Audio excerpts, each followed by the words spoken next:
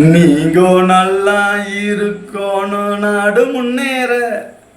அன்பரசி வலையொலி எடுத்த கருத்து கணிப்பில் தமிழகம் எங்கும் நடத்த கருத்து கணிப்பில் பொங்கல் தொகுப்பு நிதி 5000 10,000 வழங்கப்பட உள்ளது என்று தமிழக அரசு அறிவிக்க இருக்கின்றது நாம் தெரிவித்திருந்தோம். ஆனால் இன்று தமிழக அரசு ரூபாய் 3000 ரூபாய் வழங்க இருக்கிறதாக தகவல் வந்துள்ளது. இதில் தமிழ் திருமகன், தமிழ் திருமகள், மகளிர் உரிமை தொகை, இலவச பஸ் பாஸ் அந்த கணக்கில் இன்று பொங்கல் தொகுப்பு நிதியும் சேர்ந்து விட்டது. ஆக வருகின்ற சட்டசபை தேர்தலில் வரலாற்று நாயகனாக இன்றைய தளபதி மாண்புமிகு மு.க. ஸ்டாலினா அல்லது கனவு நாயகன் மக்கள் தளபதி விஜய் அவர்களா என்ற ரீதியில் தேர்தல் முன்னோக்கி சென்று கொண்டிருக்கிறது.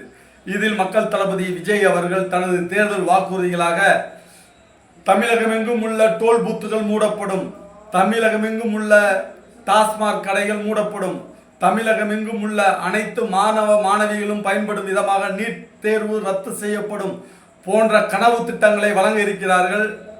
தளபதி விஜய் அவர்களுக்கு வாழ்த்துக்கள். இந்த கனவு திட்டத்தை தனது போர் வீரர்களை வைத்துக் கொண்டு தனது தேர்தல் பிரச்சார வியூகமாக ஒவ்வொரு வீடுதோறும் மக்கள் தளபதி விஜய் என்கின்ற ரீதியில் அவர்கள் தங்களது தேர்தல் வாக்குறுதிகளை வரைவை கொடுக்க இருக்கின்றார்கள். இதில் மக்கள் தளபதி விஜய் வெல்வாரா அல்லது இந்நாள் முதல்வர் மாண்புமிகு தளபதி மு.க. ஸ்டாலின் வெல்வார்களா என்று பொறுத்திருந்து பார்ப்போம்.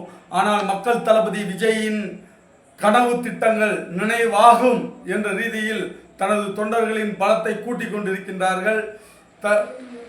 இன்றைய முதல்வர் மு.க. ஸ்டாலின் தளபதி அவர்கள் தனது கூட்டணி பலத்தை அதிகரித்துக் கொண்டிருக்கின்றார்கள். கண்டிப்பாக இருவரில் ஒருவருக்கு வெற்றி நிச்சயம். வாழ்த்துக்கள்.